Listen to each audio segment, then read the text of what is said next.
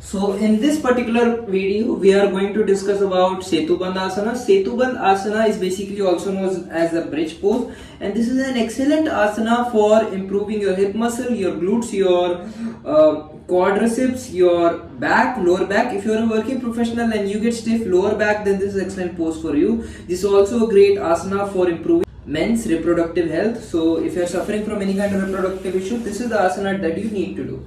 So to do this particular asana, you basically lay down on your mat, stretch your legs straight, bring your foot closer to yourself and grab it.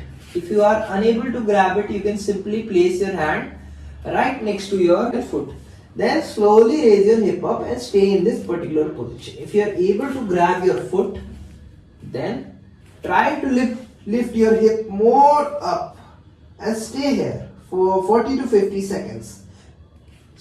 Inhale when you are in this particular position and pull your groin muscles up or the pelvic muscles up.